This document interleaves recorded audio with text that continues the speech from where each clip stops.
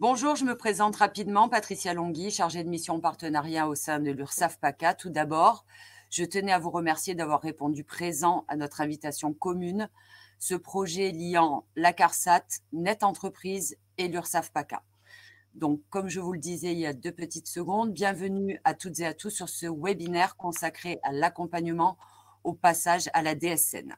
Notre but étant de réunir les interlocuteurs locaux des collectivités et des entreprises en région, humaniser un projet dématérialisé avec 2 objectifs, l'accompagnement des collectivités territoriales dans la DSN pour la fonction publique et le suivi des entreprises et des tiers déclarants déjà en DSN pour améliorer leur utilisation du dispositif. Tous les acteurs de la DSN accompagnent les collectivités aux côtés des centres de gestion, des délégations régionales, des interlocuteurs locaux. Le but étant de vous aider dans votre entrée en DSN au 1er janvier 2021 et d'en informer celles concernées par l'échéance 2022 qui veulent commencer à se préparer. Donc, nous reprendrons les fondamentaux de la DSN, ce qui nous a permis sa réussite dans le secteur privé, se baser sur les pratiques de la paye, tout en adaptant certaines consignes spécifiques de la fonction publique. Afin de vous présenter en détail ce dispositif, je suis aujourd'hui accompagnée de Monsieur Didier Kuhn, qui est ici présent, responsable animation et réseau du GIP, le groupement d'intérêt public, voilà, je le rappelle pour ceux qui ne connaissent pas les acronymes, qui vous présentera le dispositif à travers un diaporama complet. Je suis également accompagnée de Madame Delphine Aliana, responsable des administrations et collectivités territoriales de l'URSSAF PACA, qui va se mettre avec moi sur la caméra. Voilà. Nous aurons également Jean-Jacques Lantonnet, expert tarification de la CARSAT, qui sera là pour répondre à vos diverses interrogations. Sandrine Tomasi, référente ODS pour le PACA Corse, de l'URSSAF PACA Corse. Monsieur Jean-Claude Brun, référent du recouvrement administration et collectivité territoriale de l'URSSAF PACA. Et enfin, Monsieur Alain Belaïd, animateur comité Net Entreprise CARSAT. Avant de débuter cette séquence, quelques petites préconisations. Durant la présentation, je vous demanderai de bien vouloir couper vos caméras et micros afin de préserver notre bande passante. L'objectif de ce webinaire étant de répondre à vos diverses interrogations sur un volet généraliste. Des temps d'échange sont prévus à la fin de cette présentation. Afin de conserver une fluidité des échanges, je vous demanderai d'utiliser le chatbot afin de poser vos interrogations. Les questions relevant de cas particuliers peuvent être traitées post-intervention. À la fin de ce webinaire, je vous transmettrai les balles génériques de contact référents. Voilà, lors de la clôture. Pardon, excusez-moi. Donc, la parole revient à Monsieur Didier Kuhn. Eh bien, merci beaucoup. Merci Patricia Longhi. C'est jamais simple de prendre la parole dans des présentations de ce type, donc je vous remercie. Merci à tous ceux qui sont présents. On est quasiment 140 personnes, donc effectivement, vous avez deux options particulières sur ce webinaire. La première, il est enregistré, donc vous aurez accès à un replay à peu près 4-5 minutes après la fin de cette présentation. Et puis, vous avez la possibilité de télécharger dès maintenant, de télécharger ce support en version PDF. Donc, bonjour à tous. Je vais dérouler la présentation, mais je ne vais pas forcément voir vos questions en temps réel. Donc, en réalité, vous allez avoir tous les interlocuteurs qui viennent de vous être présentés, qui sont présents, qui vont pouvoir répondre sur les questions les plus pratiques. Les réponses seront immédiates. Sur celles qui seront plus personnelles, comme le disait Madame Longhi, on pourra revenir vers vous après, puisqu'on va enregistrer ces questions et qu'on pourra, si par hasard on n'avait pas une réponse immédiate, vous rappeler ensuite. Donc, je vais essayer d'aller rapidement sur le support. Vous allez découvrir, comme sur le support qui vous avait déjà été présenté, qu'on appelle sensibilisation, il y a des liens. il y a des liens qui sont actifs à l'intérieur du PDF et qui vous permettront d'accéder aux fiches consignes qui sont prises. Donc, je vais couper la caméra, je l'avais ouverte pour que ça soit un peu plus poli. Je vais la couper de façon à vous laisser un maximum de temps qui passe. Donc voilà, on démarre sur la présentation. J'espère que ceux qui n'avaient pas de son l'ont récupéré. Vous avez une possibilité de le tester à l'entrée du webinaire. Vous pouvez tester le son si vous avez un problème quelconque et quelques méthodes pour y remédier. Alors, donc l'objectif, c'est de vous accompagner dans le lancement. Ça n'est plus seulement de découvrir la DSN, puisque pour certains d'entre vous, vous allez être en obligation de rentrer au 1er janvier 2021. Donc, à côté de l'onglet questions, vous avez un onglet sondage. Vous en avez déjà deux qui sont publiés. Le premier sur votre connaissance de la DSN et le second sur votre date d'entrée, sur votre obligation d'entrée. Je vous invite à y répondre si vous pouvez. Alors, première partie, la norme NeoDES. La déclaration sociale nominative, vous le savez, c'est un fichier mensuel qui est produit à partir de la paye, c'est même le dernier acte de la paye, et sa destination, ce sont tous les organismes de protection sociale, et l'objectif de cette déclaration sociale, c'est de faire transiter toutes les données nécessaires au calcul des droits des agents, au calcul des cotisations qui sont à verser, et puis effectivement, toute une série de données sur les entreprises, sur les collectivités territoriales, de façon plus générique, sur l'économie de notre pays. Mais ce sont des données qui ne sont destinées qu'à ceux qui en ont légitimement le droit de les recevoir. C'est-à-dire, c'est pas quelque chose qui est mis à disposition. Si par exemple demain matin, pour ne pas citer une certaine plateforme qui fait de la livraison, les données relatives aux habitudes, les données relatives aux salaires ou autres ne sont pas utilisables, puisque la déclaration sociale nominative, c'est un flux et ce n'est pas une déclaration. Donc on ne sait pas, nous, la lire, on sait juste recevoir les données qui sont à l'intérieur. Aujourd'hui, pour la fonction publique, la DSN se substitue à la DUX, URSSAF, et voilà, à la DATSU et puis à Passereau. Surtout, quand vous rentrez en production de DSN, vous ne faites plus de Passereau, parce que sinon, vous auriez deux prélèvements, deux passes, deux prélèvements à la source. La DSN, c'est je vous le disais, une transmission unique. Elle est mensuelle et elle est dématérialisée des données de la paye. Et c'est donc le reflet de la situation particulière d'un salarié au moment où la paye a été réalisée. La norme NeoDES, c'est une grande nouveauté, puisque jusque-là, nous avions quasiment autant de normes que d'organismes de protection sociale que d'échéances. Et la façon d'écrire, le langage n'était pas le même pour tous. Donc aujourd'hui, on a défini ce langage, alors NeoDES, qui est la même que ce qu'on soit employeur, la sphère sociale ou les administrations qui sont dans ce cadre DSN. C'est cette même norme qui a servi à faire le message passereau, qui était une forme de DSN dégradée, qui jusque-là vous permettait de remplir les obligations relatives au prélèvement à la source. Par contre, la norme, elle a bien évidemment traduit une simplification de formalité par le regroupement au sein d'un même message. Nous sommes partis d'un peu plus de 850 données. Aujourd'hui, dans la déclaration sociale nominative, il n'y en a plus que 400. Et puis la suppression de tout ce qui était demandé jusque-là et qui servait de base pour les cumuls, puisque par exemple, on avait 17 notions différentes d'effectifs. Aujourd'hui, nous n'en avons plus que 2. Et en plus, le système DSN permet à n'importe quel organisme qui en a besoin et qui le souhaite de calculer le type d'effectifs dont il a besoin, début de mois, éventuellement ceux qui seraient en version, et là on m'a planté directement sur la présentation, donc j'y retourne, je recommence. Hop. Voilà, on y revient. Par contre, ça n'est pas quelque chose de figé. La norme NeoDES, elle évolue.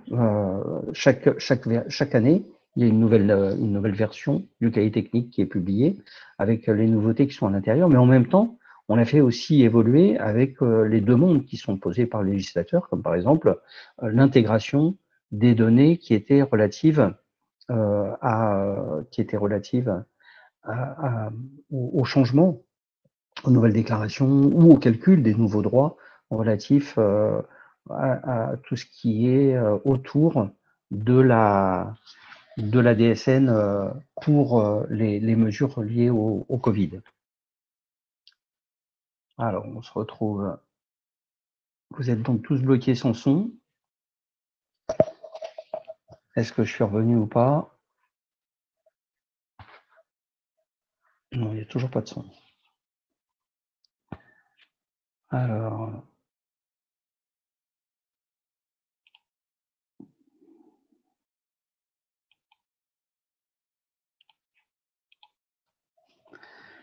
est-ce que je reviens dans le son ou pas? Si, le son est sans problème, d'accord. Excusez-moi. Donc, c'est en fonction de la bande passante de chacun, on peut avoir effectivement des sautes de son. Alors, dans le replay, le son est enregistré. Donc, dans le replay, vous aurez exactement tout ce qui est fait, y compris mes interrogations.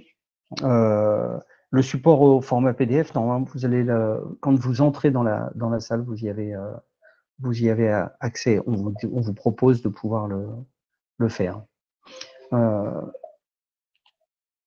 Hop. Sur la structure de la DSN, c'est un ensemble de blocs thématiques qui sont divisés en rubriques qui portent chacune une information. Vous avez à l'écran en ce moment les principaux blocs, le S10 qui est l'entête, le 20 qui est la déclaration par elle-même, le 21 les données de paye et le 90 que sont les totaux. On va le reprendre parce que vous allez vous apercevoir que ces éléments-là ont vraiment une importance toute particulière. Pour l'entreprise, par exemple, c'est le S21, donc vous le voyez, on est dans la déclaration, S21 GW006. Ça nous permet de renseigner tout ce qui est relatif au CIRAN. C'est d'autant plus important dans la norme, dans la fonction publique, que c'est en fonction du nombre d'agents compris dans le CIRAN que vous est donné l'obligation de rentrer au 1er janvier 2021 ou au 1er janvier 2022.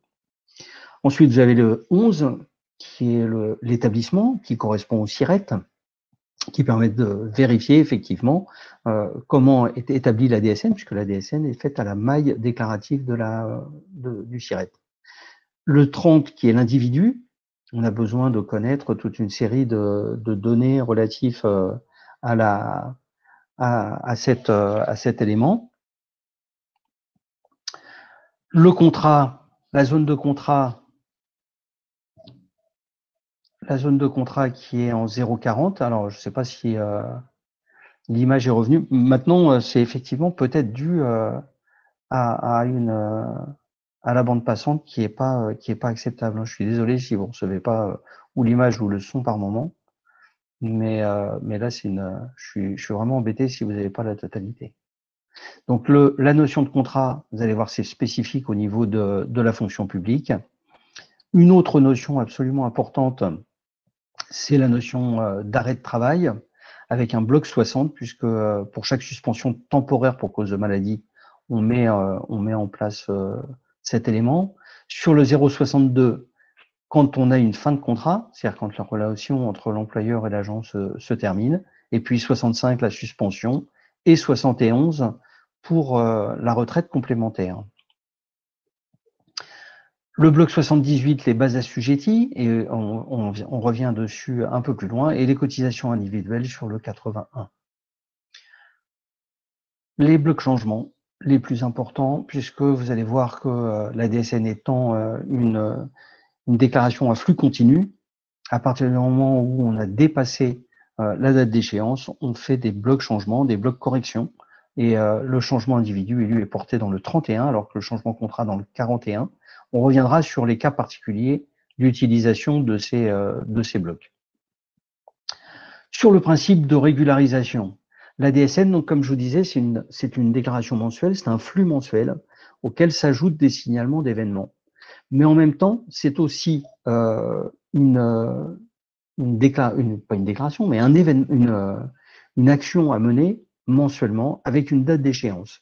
Avant cette date d'échéance, en cas d'erreur, on peut corriger cette erreur au sein d'une déclaration annulaire en place. Par contre, une fois que l'échéance est dépassée, c'est-à-dire que la photographie est prise, les corrections sont apportées dans des blocs changements dans la DSN du mois suivant. Vous avez la possibilité d'accéder à ce qu'on a appelé la loi OOPS, qui autorise ou qui tient compte de la possibilité de faire des erreurs et de les corriger. Dans la DSN, on peut le faire le mois suivant. Alors, on reviendra sur les échéances, parce que les échéances du 5 ou du 15, en réalité, c'est à midi, sachant qu'on ne peut plus faire d'annulé en place la veille, c'est-à-dire jusqu'au 4 ou jusqu'au 14.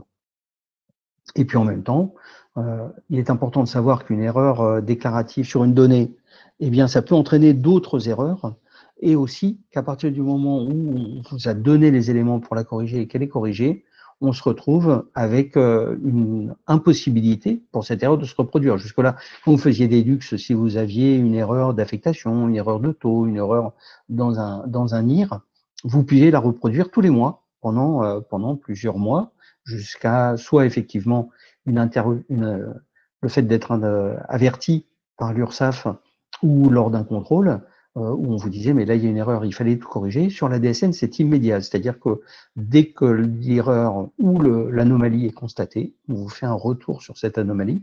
Si vous la corrigez, elle ne se produira plus.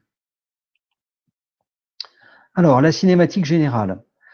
Vous avez trois grands ensembles. Vous avez les déclarants d'un côté, les employeurs, les tiers déclarants, régime général, régime agricole, fonction publique. Vous avez le système d'information DSN qui donc est géré par le VIP MDS, qui lui recueille les données du régime général et du régime agricole, et puis les organismes de protection sociale qui, eux, sont destinataires de ces données. Vous avez un petit schéma qui vous explique un petit peu, effectivement, le déclarant qui fait la paye, qui donc émet un fichier DSN.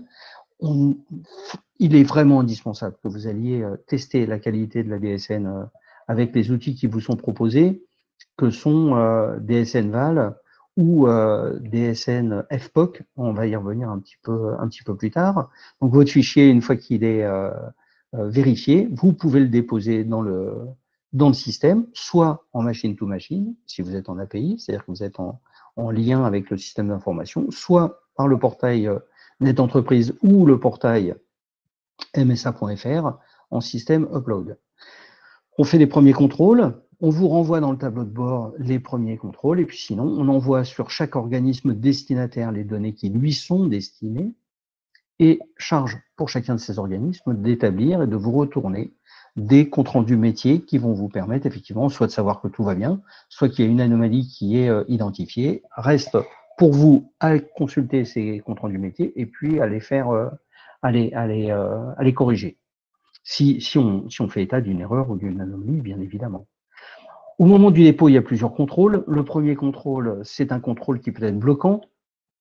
Alors, à partir du moment où on est sur le contrôle bloquant, hop là, à partir du moment où on est sur le contrôle bloquant, excusez-moi, on a reperdu le média. À partir du moment où on a un contrôle bloquant, la DSN ne peut pas être déposée. Et on est effectivement, vous êtes à ce moment-là dans l'illégalité, puisque la DSN, à la date d'échéance, doit être déposée. Alors, bien évidemment, vous n'allez pas attendre le 4 ou le 5 pour déposer votre DSN du mois principal déclaré, c'est-à-dire le 4 mars pour le mois de février, mais vous allez pouvoir, dès la fin de l'échéance du mois de février, le faire. Si effectivement il y avait un contrôle bloquant, vous avez la possibilité de refaire immédiatement une DSN. Par contre, il y a d'autres contrôles qui, eux, ne sont pas bloquants. Et là, on va vous faire remonter ces anomalies et ces erreurs, alors qu'on aura accepté le fichier et qu'on aura dit que vous avez rempli vos obligations déclaratives. Pour chaque dépôt, donc, vous avez sur votre tableau de bord un accusé d'enregistrement ou un avis de rejet. L'accusé d'enregistrement, ça vous libère de vos obligations déclaratives et on dit effectivement vous avez fait tout ce qu'il fallait pour publier à temps une déclaration sociale nominative. Attention, ça ne dit pas que le contenu est exactement ce qu'on attendait, que c'est parfait et qu'il n'y a pas d'erreur ou qu'il n'y a pas d'anomalie, mais ça dit au moins que c'est lisible, que toutes les parties sont lisibles et que la forme de la DSN est aujourd'hui enregistrée. On a un taux de conformité sur les DSN depuis quelques mois maintenant. On a un taux de conformité de 96%, ce qui veut dire qu'il n'y a que 4% sur lesquels on rencontre des difficultés de lecture, mais qui peuvent être parfaitement dues, par exemple, à une micro-coupure électrique et au fait qu'on se retrouve avec un fichier corrompu ou potentiellement corrompu. S'il y a un risque de corruption du fichier, on vous renvoie un message, on rejette la déclaration, on vous demande de la refaire. On ne prend pas le risque d'enregistrer une DSN qui serait potentiellement corrompue. Alors pas corrompue par une attaque informatique, hein, corrompue parce que dans le transfert qui a été fait, une partie des éléments a pu être abîmée. Le bilan d'identification des salariés, on fait remonter, après consultation du système national de gestion des identifiants, on fait remonter s'il y a une différence entre l'inscription au niveau de ce fichier national d'un salarié et ce que vous avez rentré dans le système de paye.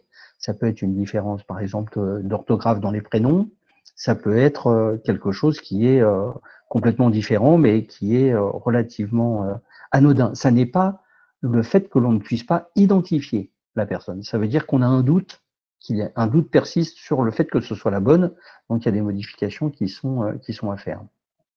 C'est absolument indispensable qu'on ait 99% de NIR certifiés parce que ça valide le fait de donner les droits auxquels les cotisations normalement doivent être affectées et que chacun bénéficie des droits pour lesquels il a été, les cotisations ont été prélevées sur le salaire, qu'elles soient des cotisations salariales ou patronales.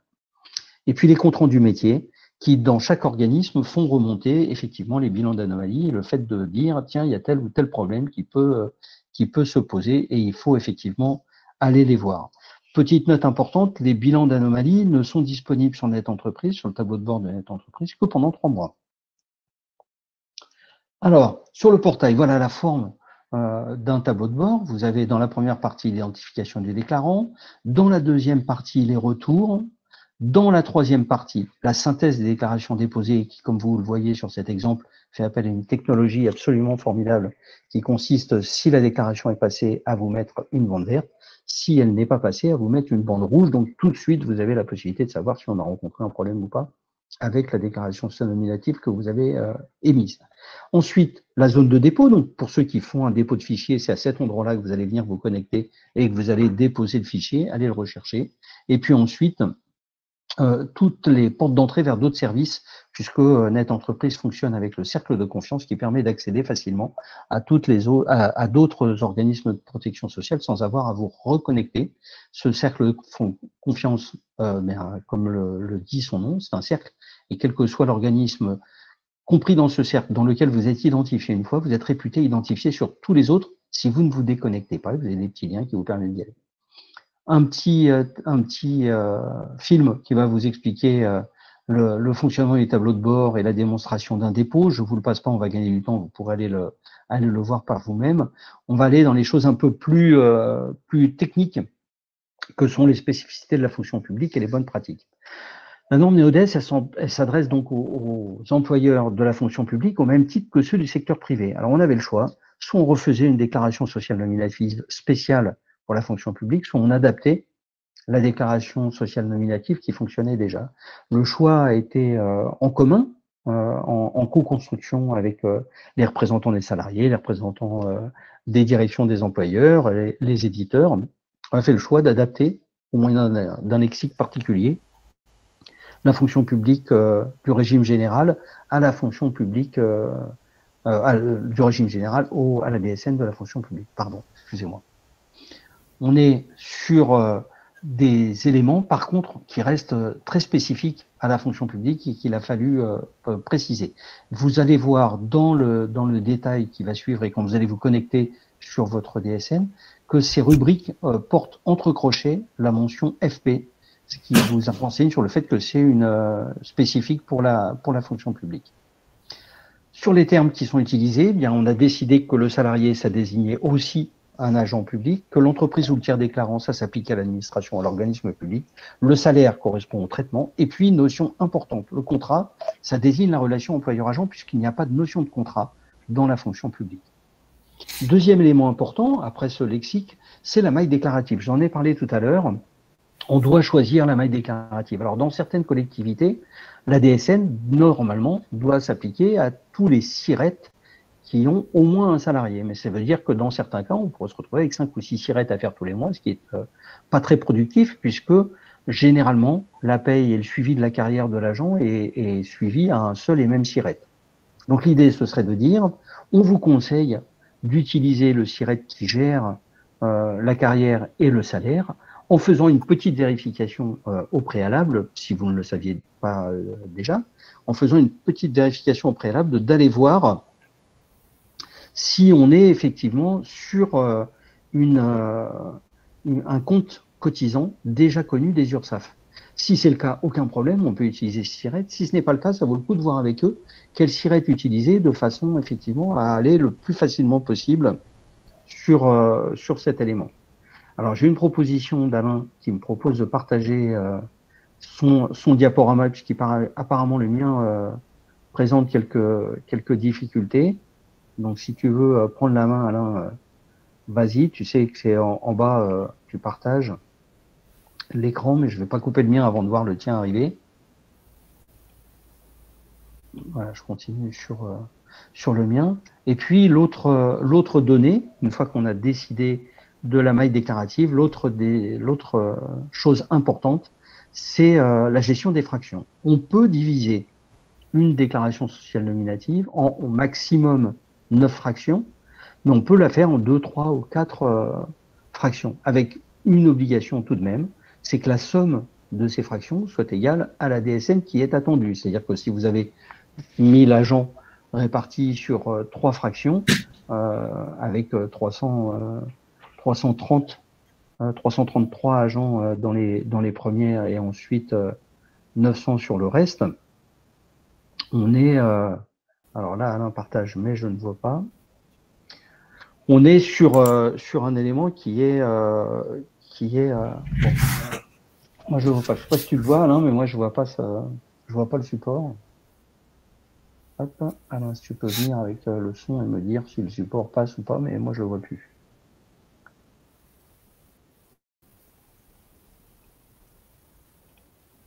Hop, bon, je reviens sur le mien alors, puisque l'autre est pour l'instant bloqué.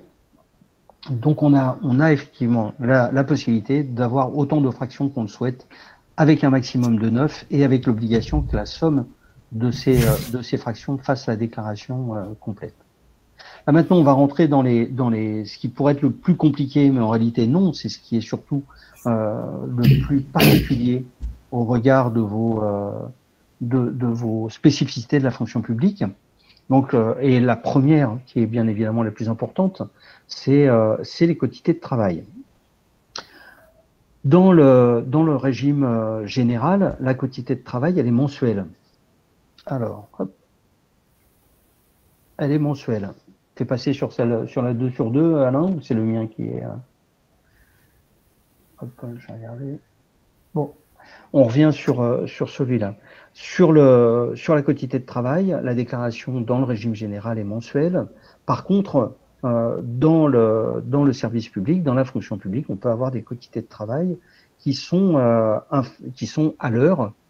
Et donc, on a décidé de créer cette donnée à l'intérieur de la DSN, chose qui n'était pas le cas jusque-là. Alors, petit rappel, effectivement, les fonctionnaires sont affiliés à l'IRCONTEX s'ils effectuent une durée hebdomadaire de travail inférieure à 28 heures, alors que la CNRACL, c'est une durée de travail qui est supérieure à 28 heures.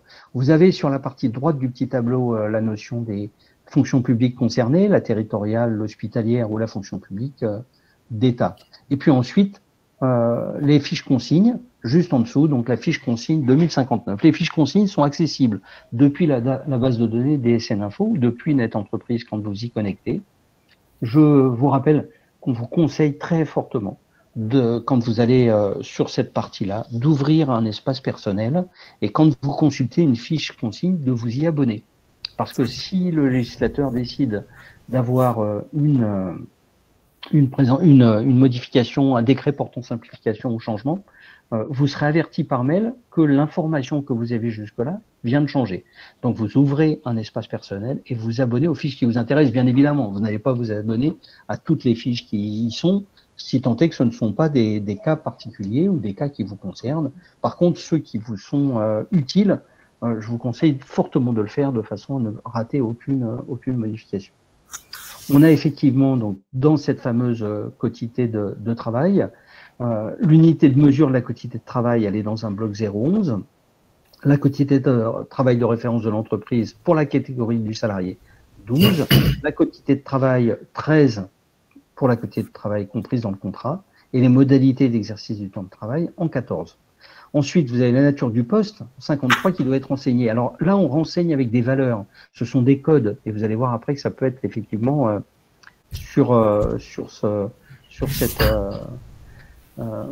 dans la façon de faire au niveau de la DSN, quelquefois, on va vous demander des taux horaires et on ne vous demande pas le taux exact, on vous demande le code qui correspond au taux. Et ça, ce sont, à chaque fois qu'on a affaire à des tableaux qui sont spécifiques à la fonction publique, soit qui font appel à des données d'une convention particulière, d'un type de contrat ou d'un type de fonction publique particulière. Donc là, par exemple, la valeur 0,1, c'est pour le temps complet, et la valeur 0,2, c'est pour le temps incomplet. Et puis, dans la quotité de travail de référence de l'entreprise pour la catégorie du salarié, dans l'hypothèse d'un poste à temps complet, 0,54, uniquement si la rubrique nature du poste, bien sûr, 0,53, est renseignée sur la valeur 2, non complet. Si vous renseignez avec la valeur 0,1, on considère que c'est un temps complet. Je vous rappelle qu'on ne peut pas avoir plusieurs temps complets pour la même personne, pour le même individu. Et puis, le taux de travail à temps partiel, 0,55, c'est uniquement dans le cas d'un temps partiel, c'est pas le temps complet ou le temps non complet. Temps partiel étant une notion différente au niveau de la fonction publique. Là, on a un cas d'illustration. Donc, la première, c'est un agent qui exerce une activité à temps plein et je disparais et je réapparais à temps plein sur un temps complet de 35 heures par semaine. Vous avez dans le bloc 11, l'unité de mesure de la quotité de travail, c'est 10. C'est pas parce qu'il fait 10 heures. C'est 10, c'est le code qui dit que c'est à l'heure, la quotité de travail. Ensuite, en 12, la quotité de référence de l'entreprise, on est là par contre à 35 heures. La quotité de travail du contrat, c'est 35 heures. Les modalités d'exercice du temps de travail, donc c'est 10 temps plein. La nature du poste, 0,1, un temps complet. La quotité de travail de référence de l'entreprise pour la catégorie de salariés dans l'hypothèse d'un poste à temps complet, on ne la renseigne pas. Et le taux de travail à temps partiel, on ne le renseigne pas non plus. Si par contre, l'agent exerce une activité à temps partiel, donc à 50%, sur un temps complet de 33 heures par semaine, chez un employeur ayant une durée hebdomadaire de 35 heures, là c'est le cas le plus complexe, on a effectivement des quotités de travail qui sont déclarées. Unité de mesure de la quotité de travail, toujours 10, on est toujours sur l'heure. La quotité de travail de référence de l'entreprise, elle est de 33 heures. Donc pour la catégorie de salariés, c'est 33 heures. La quotité de travail du contrat, puisqu'on est à la moitié, 16h50. Non, code 16, pardon, 50%. Modalité d'exercice du temps de travail, c'est le temps partiel. La nature du poste, 0,2, donc le temps non complet. La quotité de travail de référence de l'entreprise pour la catégorie des salariés, dans l'hypothèse d'un temps complet, c'est 35 heures. Et le taux de travail, il est de 50. Ensuite, puisque j'ai vu que c'était des questions, une question qui est posée par Madame Pontet, vous allez voir qu'on arrive à votre réponse, madame. Je ne vous l'ai pas faite directement, mais on l'a dans la présentation. La déclaration des agents avec la notion de mise à disposition. On a effectivement les deux établissements qui sont actifs dans le cadre de la DSN. Celui d'origine et celui de l'accueil. Les deux doivent déclarer le fonctionnaire. Les modalités déclaratives sont différentes qu'il s'agisse de l'établissement d'origine ou de l'établissement d'accueil, bien évidemment, avec cette particularité qu'il y en a un seul qui règle les cotisations, qui déclare et qui règle les cotisations. Et ça, c'est vraiment à définir dans le cadre du détachement de la fonction publique. Les consignes principales, donc, elles sont reprises dans la fiche 2055 et dans la fiche 2057. Dans la rubrique, dans l'établissement d'origine, l'agent est nommé ou l'agent est nommé. On a effectivement un code 50 nomination dans la fonction publique pour la nature du contrat, mais c'est suspendu avec dans la rubrique 65 autre suspension du contrat, dans la rubrique avec la rubrique motif de suspension 001 et la valeur 655 qui est dans la fonction publique, et là vous voyez apparaître le petit entrecrochet fonction publique, détachement conduisant à pension. ou 674 si c'est un détachement qui ne conduit pas à pension. Et puis la rubrique position du détachement, elle est à renseigner. Dans l'établissement d'accueil, donc celui dans lequel effectivement est détaché l'agent, il est en détachement, donc la rubrique nature du contrat est renseignée avec la valeur 20 ou 21, détachement avec maintien de pension ou sans maintien de pension, et avec le type de détachement, donc à nouveau une rubrique spéciale fonction publique, renseignée obligatoirement. Et puis une fin de détachement sera déclarée avec la fin de suspension pour l'établissement d'origine et la fin du contrat dans l'établissement d'accueil. Cette notion de contrat n'existe pas effectivement dans la fonction publique, mais vous voyez que là, dans le cadre de la DSN, on l'utilise de façon à pouvoir codifier, quantifier les détachements et les dates et les moments qui sont concernés par ces détachements. Dans l'établissement d'origine, nature du contrat, nomination de la fonction publique, c'est un agent qui est hop, et j'ai ressauté à nouveau. Dans le type de détachement, on ne le renseigne pas. Le motif de la suspension, c'est un détachement conduisant à pension. On doit effectivement mettre la date de début de la suspension, la date de fin avec la date de fin prévisionnelle, et puis la position du détachement.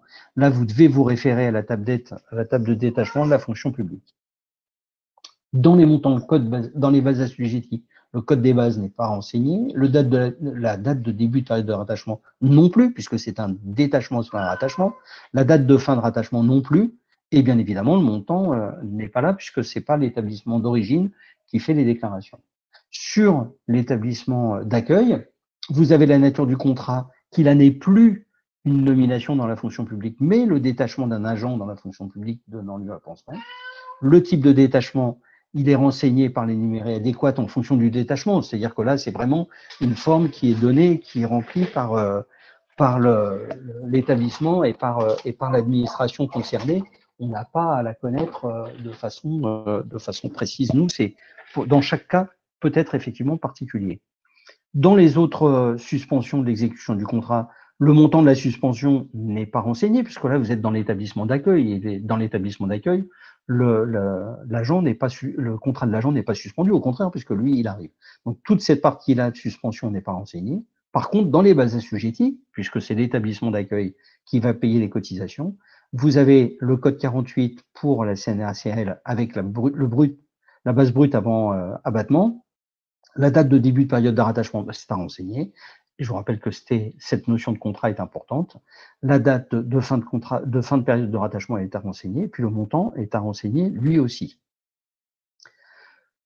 Sur la déclaration d'une régularisation, puisque je vous disais que la régularisation, c'est ce qui est caractéristique de cette déclaration socio-nominative, puisque les déclarations, les DSN se suivent, elles sont mensuelles, et elles peuvent emporter non seulement la photographie du mois en cours, mais aussi des éléments relatifs aux DSN antérieurs.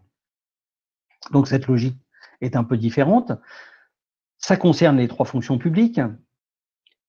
On reprend effectivement ce que je vous ai dit tout à l'heure. Vous pouvez corriger si on n'est pas à l'échéance dans le cadre d'une DSN annulée en place, quand l'échéance est passée, dans des blocs de régularisation.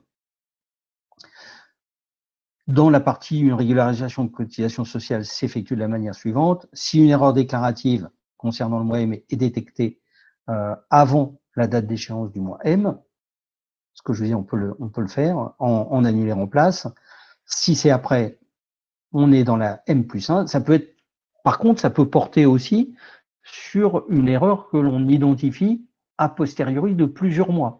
Et si elle porte sur plusieurs mois, il faut qu'il y ait autant de blocs de régularisation que de DSN antérieurs impactés. C'est-à-dire que, je m'explique, si vous avez une erreur qui impacte les mois de février, mars, avril, mai, c'est-à-dire 4 mois, et vous vous en rendez compte en juin, dans la DSN de juin, ou alors simplement qu'on vous en avertit qu'en juin, ou qu'il y a un rattrapage qui ne se met en place qu'à partir de juin. Je ne porte pas de jugement sur d'où vient l'anomalie ou l'erreur. C'est simplement pour vous expliquer que quand on a ces 4 DSN antérieurs qui ont emporté le même problème, vous devez faire 4 blocs de régularisation, une par DSN, de façon à ce que chacune soit affectée, puisque en réalité, ça peut modifier des éléments de revenus, des éléments de cotisation ou des droits, et que si c'est sur 4 mois, quelquefois 4 mois de droits supplémentaires, c'est pas seulement un montant, c'est aussi des ouvertures de droits, différentes, c'est peut-être des modifications importantes, vous le savez mieux que moi. C'est aussi pour ça que le métier de la paye est aussi complexe. Dans la régularisation, donc les consignes, c'est qu'il faut procéder dès que l'erreur est consultée et constatée, dans la DSN qui suit, que ça doit effectivement ça doit être affecté, c'est à dater en fonction de la réglementation applicable à la base assujettie ou à la cotisation concernée. Et là, c'est effectivement les règles du Code de la sécurité sociale qui peuvent évoluer. Cette régularisation, c'est autant de blocs, ce que je vous ai dit, base assujettie 78, 2 blocs composants de base assujettie, donc 79, et 2 blocs cotisation individuelle, qu'il y a d'assiettes de cotisation régularisées. Et puis, les régularisations peuvent s'effectuer en annulaire en place, soit par différents. L'annulaire en place, si on est avant l'échéance concernée. La déclaration des apprentis, depuis le 1er janvier 2019, alors en réalité, là, on est tellement proche de 2020 que ce qui avait été mis en place, qui fonctionnait jusqu'en 2020, en réalité, pour vous qui allez démarrer au 1er janvier 2021 pour certains et au 1er janvier 2022 pour les autres, vous allez être directement sur des notions. Donc, je vais passer rapidement sur ce cas parce que on parle des normes 2020, 2021. En réalité, on devrait parler pour vous des normes 2021 ou 2022. Donc, si c'est un cas particulier qui vous concerne, je vous invite à vraiment lire les éléments du PDF que vous allez avoir. Et pour les autres, on va rapidement passer sur le cas. Et là, on a le 3e sujet qui pose des questions spécifiquement pour la fonction publique. Excuse-moi, je reprends à chaque fois le support, Alain, parce que quand on essaye de monter le tien, en réalité, pour moi, l'écran est noir et je peux pas le commenter. Pour déclarer le système de vacation, c'est spécifique. Donc, on avait effectivement la notion de contractuel, on avait la notion d'agent. Là, maintenant, on a la notion de vacation. La vacation, elle correspond quand même à 2 critères bien particuliers. C'est une tâche précise, non permanente et limitée à l'exécution d'actes déterminés réalisés auprès d'un employeur public. Et l'individu est rémunéré à la tâche ou à l'acte. Ces 2 éléments, ça permet de caractériser ce qu'on appelle la vacation. Mais par contre, on l'utilise souvent, la vacation, à tort, dans la mesure où ça ne doit concerner que des agents employés par l'administration publique et qu'un fonctionnaire peut effectuer d'autres activités que celles liées à son contrat principal, mais ne peut effectuer d'actions spécifiques ponctuelles. Il s'agit, dans ce cas, d'activités secondaires, on va le voir dans les slides plus tard, et ça va répondre effectivement à la question précédente, et pas à celle-ci, à la question précédente de Madame Pontet. Sur les consignes, donc la rubrique unité de mesure de la quantité de travail, c'est à renseigner avec la valeur 33 à la tâche et non plus 10 l'heure. La rubrique nature du contrat est à renseigner cette valeur 10, c'est-à-dire contrat à durée déterminée de droit public, doit être dans le cadre d'un emploi de la fonction publique. Le statut d'emploi avec la valeur 2, un contractuel de la fonction publique, et puis les rubriques date de début de rattachement 78002 et date de fin de rattachement 78003, ça doit correspondre à celle de la période réelle d'activité. On va prendre un cas, un individu qui est employé pour une activité spécifique ponctuelle dans un établissement de la fonction publique d'État du 1er au 31 mars 2021. La date de début de contrat, 1er mars. C'est effectivement un statut d'agent de la fonction publique d'État. C'est un contrat de travail à durée déterminée de droit public. Là, ça change effectivement le bloc 011 avec l'unité de mesure de la quantité de travail qui est à la tâche. La quantité de travail de référence de l'entreprise par laquelle c'est 0. La catégorie de travail du contrat, c'est 0, puisque c'est effectivement des actions spécifiques qui sont hors contrat. Les modalités d'exercice du temps de travail, 99, le salarié n'est pas concerné. Le régime de base risque vieillesse, c'est le régime CNAV et non pas un des régimes CNRACL ou IRCANTEC. Le statut d'emploi du salarié, c'est contractuel de la fonction publique. La fin de contrat, la date, elle est connue au 31 mars, puisque ça va s'appliquer du 1er au 31 mars. La motif de rupture, c'est la fin de contrat à durée déterminée ou fin d'accueil occasionnel. C'est l'un ou l'autre. Le code de régime retraite complémentaire, c'est l'IRCONTEC. Et on est sur la durée du mois de mars 2021. Le montant net versé, 810 €. Dans la rubrique rémunération, date de début de paye 1er mars, date de fin de période de paye 31 mars. Le type, c'est une rémunération brute non plafonnée. Et le montant, c'est 1000 €. Si on est sur le mois de mars et on a la base assujettie, donc les cotisations 1er mars, date de fin de période de paye 31 mars, la base c'est 28, la base IRCONTEC cotisée, le montant est 2000, le code de la cotisation, c'est une cotisation IRCONTEC tranche A, on doit mettre dans l'identifiant de l'organisme de protection sociale le SIRET de l'IRCONTEC, mais ça vous le connaissez, le montant de l'assiette est de 1000 et le montant de cotisation, il est de le code 70. Alors, autre sujet particulier, la notion d'arrêt maladie. On est sur un point de vigilance. Toutes les périodes d'arrêt de travail ayant donné lieu à perception d'indemnité, quelle que soit leur durée, doivent être déclarées. Cependant, seules les périodes d'arrêt de travail d'au moins 30 jours et ayant donné lieu à perception d'indemnité journalière peuvent donner lieu à l'attribution de points gratuits à l'IRCONTEC. Et donc, du coup, pour déterminer effectivement les droits de l'agent, l'IRCONTEC a besoin de connaître le montant de la perte de salaire subie durant cette période. Les fiches consignes 2003-2004, les informations qui couvrent la période d'arrêt de travail doivent être déclarées dans un bloc arrêt de travail, 0,60, je vous l'ai présenté au départ. La perte d'assiette subie du fait de l'arrêt de travail doit être déclarée dans un bloc base assujettie 78, avec la rubrique code de base assujettie 001, renseigné donc avec la valeur 29 qui est base IRCONTEC non cotisée, entre guillemets, arrêt de travail. On a l'exemple d'illustration, donc je vais passer vite parce que si on veut garder un peu de temps pour pouvoir reprendre la main avec mes collègues de PACA Corse, on va repasser. Vous allez découvrir effectivement les déclarations, donc les exemples d'illustration. Je voulais juste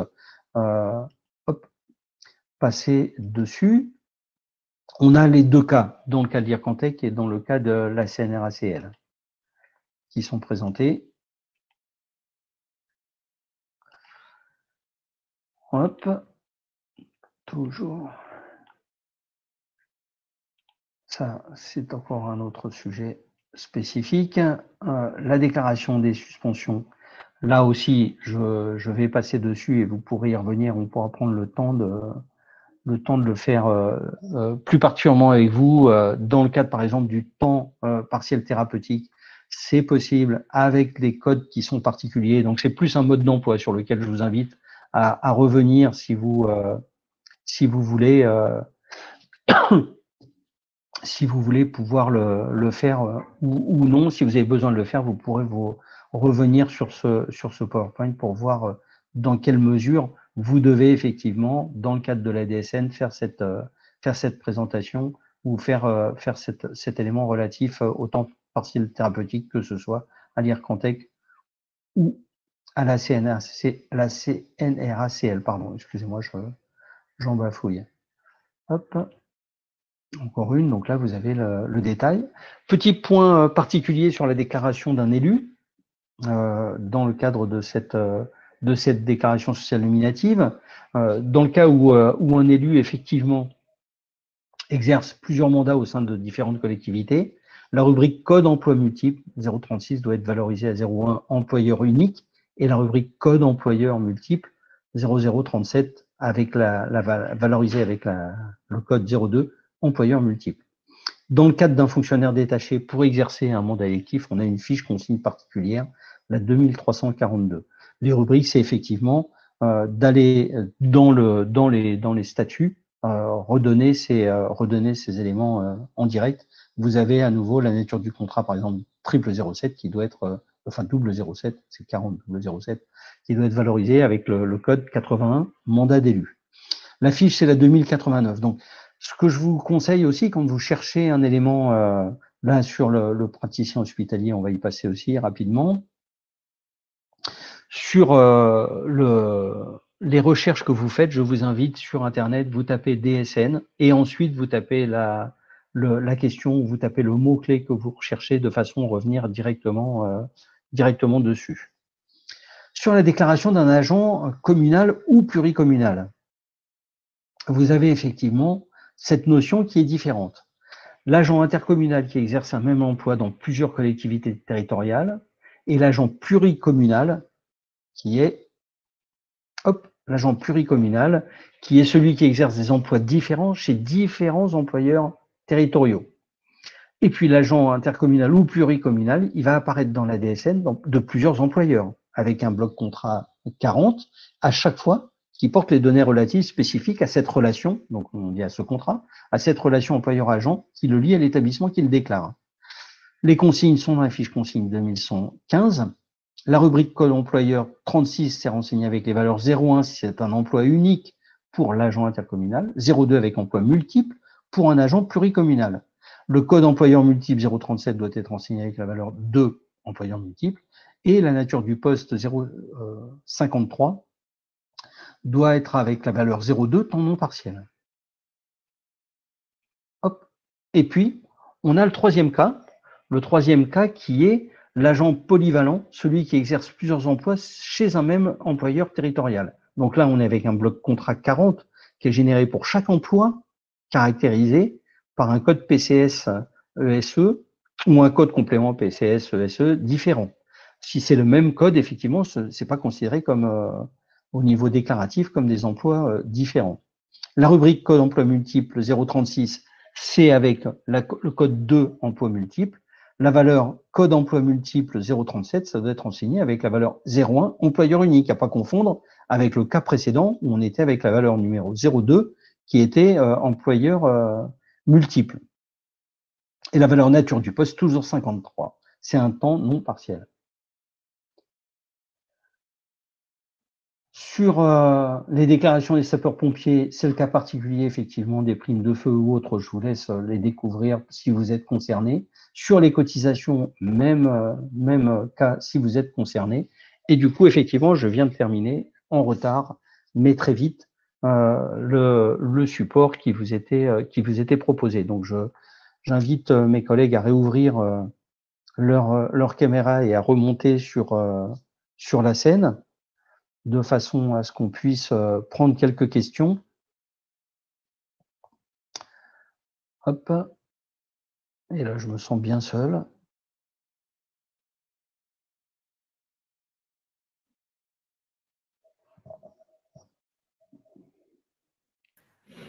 Et revoilà du son. Non. Aucun d'entre eux, ou ça ne fonctionne pas et vous n'arrivez pas à remonter. Alors, est-ce que tu peux dire... Ce ne serait pas à toi de nous faire remonter. Je pense que c'est pas moi qui vous fais remonter sur scène. Oui.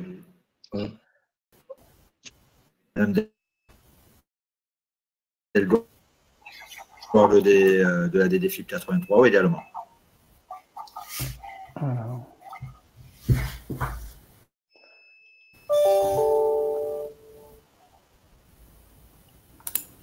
Hop.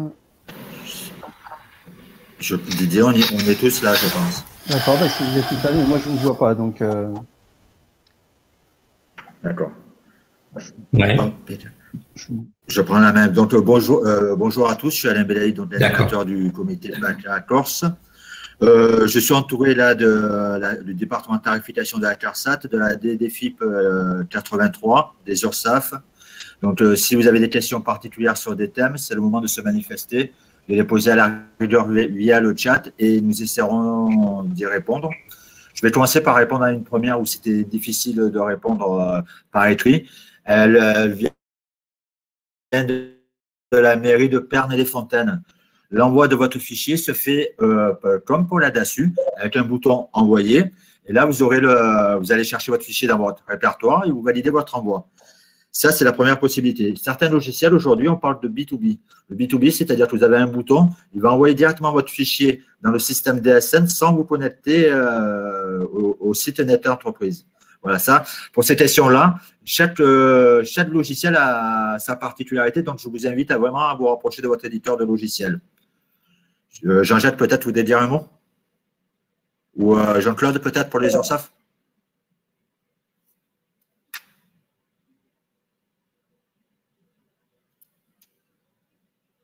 Je crois que tu n'as pas mis le micro. Oui, il n'y a pas le micro.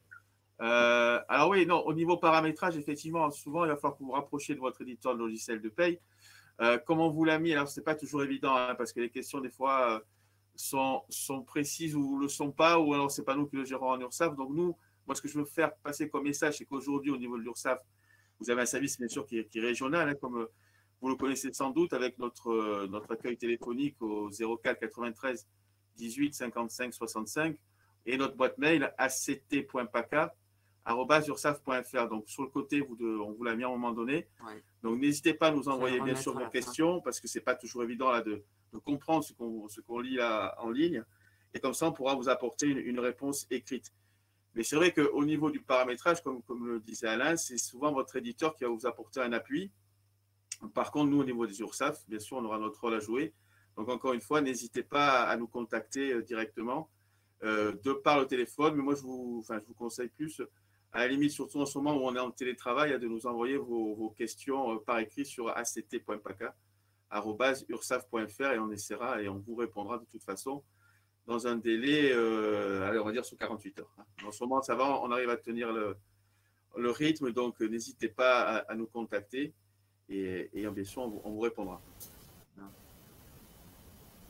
Après Alain, nous avons une Jean-Jacques ou Annie. Le paramétrage de la DSN. Nous devons indiquer les identifiants des divers organismes, URSSAF, etc. Il faut impérativement renseigner cette rubrique. Les infos figurent sur Net Entreprise, mais la personne ne les trouve pas. C'est la question de Christine Billet. Alors nous, moi je vais dire juste pour l'URSSAF, ça c'est un renseignement que je peux vous donner. Alors je n'ai pas en tête le ciré URSSAF de l'URSSAF PACA, mais si vous nous posez la question sur ACT, le mail que je vais donner, je vous donnerai le ciré de l'URSSAF que je n'ai pas sous les yeux, mais je vais vous donner. Mais on a effectivement, alors certains logiciels ne vous demandent pas ce renseignement-là, mais d'autres le demandent. Donc voilà, c'est quelque chose que je vous donnerai sans problème. Pour l'URSSAF, hein. Alain, pour le volet CARSAT, non? Pour le volet, non? Pour le volet CARSAT,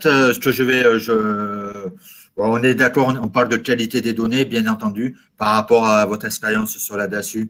Au niveau de qualité des données, je parle de qualité des données au niveau des SIRET, au niveau des individus, le curseur est beaucoup plus haut en DSN. Voilà. Ce que je vous propose, parce qu'il y a une multitude de questions qui arrivent, on a l'intention, avec les URSSAF tous réunis, de vous faire une foire aux questions, un document où on va reprendre toutes vos questions et apporter une réponse officielle. Et on vous la transmettra par mail, parce que là, si les questions affluent, et elles affluent plus vite que nos réponses, malheureusement. Donc, si l'un d'entre vous, peut-être Madame Delgourde des finances publiques, vous voulez ajouter un mot, ou Jean-Jacques. Oui, vous m'entendez? Oui, bien sûr. Oui, parce que j'ai un peu de mal à rester connectée. Oui, quelques petites précisions au niveau des finances publiques. Je voulais rappeler l'importance de la fiabilisation de l'état civil des agents. Hein. Il faut bien mentionner le numéro NIR, l'état civil complet, le nom, le prénom, l'adresse et date de naissance et lieu de naissance, hein, parce que ces éléments-là nous permettent, nous, d'interroger notre fichier DGFIP, hein, et de vous transmettre le taux de passe qui doit être appliqué à chaque agent que vous employez. Et ensuite, ces montants qui sont prélevés correctement rattachés au foyer fiscal de l'agent et automatiquement pris en compte pour la liquidation de leur impôt sur le revenu. Hein. Donc, on attache une grande importance à la fiabilisation d'état civil de vos salariés. Petite précision aussi sur le mandat du prélèvement à la source, hein, il doit être émis chaque mois lors de la rémunération de l'agent y compris quand vous avez opté pour un reversement trimestriel. Bon, je pense que toutes ces informations-là, vous les connaissez déjà, mais bon, je vous les rappelle, c'est déjà les éléments que l'on communiquait lors du dépôt de la déclaration Passereau, hein. On vous demande également de transmettre à votre comptable, hein, que les ordinateurs transmettent au comptable des éléments de paye de la meilleure qualité possible. Ça va vous permettre de limiter au maximum les corrections qui seront apportées sur la déclaration DSN du mois suivant et forcément éviter des régularisations à faire au niveau des finances. On préconisait en règle générale une date de transmission de vos éléments de paye par votre ordinateur au comptable avant le 10 du mois. Donc là, on a donné la possibilité de desserrer un peu ce calendrier, mais pour cela, on vous invite à vous mettre en relation avec votre comptable, hein, qui gère votre budget, pour déterminer un ajustement de calendrier d'envoi de vos éléments de paye. Bien sûr, il faut que vous quand même vous préservez un délai suffisant pour que votre comptable finance puisse assurer les contrôles qui lui incombent. Petit rappel, les pièces à fournir à votre comptable. Le bulletin de paye doit comporter bien sûr l'assiette du taux et le montant de la retenue à la source, hein, que vous avez fait sur vos fiches de paye. Vous devez justifier un décompte global, hein, de vos prélèvements qui précise la période du versement, la date d'exigibilité, le total des prélèvements qui ont été effectués, les régularisations, qu'elles soient positives ou négatives, et en fait le total des sommes mises en paiement. Autre petit rappel, la gestion des arrondis. Vous savez, je pense que maintenant, on a eu pas mal de problèmes en début d'année d'entrée en passe quand on a mis en place la déclaration Passereau. Petit rappel, la somme des prélèvements doit être arrondie pour chaque déclaration DSN déposée pour un même budget. Le montant total de prélèvements à la source reversé par budget doit correspondre exactement à la somme de montant de prélèvements à la source arrondi de chacune des déclarations ou fractions déposées. Petit rappel aussi sur les règles de mandatement. Vous savez que les collectivités qui recourent à plusieurs trains de paye doivent n'émettre qu'un seul mandat passe par budget. Autre sujet, mais je pense que ça, bon, maintenant c'est assimilé, le libellé de l'opération. Alors, votre virement doit respecter un certain formalisme. Vous devez mettre la nature, c'est-à-dire passe, la période, c'est-à-dire le mois et l'année, c'est-à-dire que pour janvier 2021, vous mettez 0121 et ensuite, vous mettez le numéro SIRET de la collectivité. Ce libellé d'opération permettra d'affecter de façon très précise le virement que vous avez effectué pour la DSN que vous avez déposée. Autre sujet, ça c'est peut-être dernier appel, la collectivité doit émettre un virement sur les références IBAN du SIE, du service des impôts des entreprises dont vous dépendez. Voilà, bon, je reste à votre disposition si vous avez des demandes d'informations plus particulières, mais c'est sur le prélèvement à la source vu DGFiP. Voilà, je ne sais pas si vous m'avez tous bien entendu.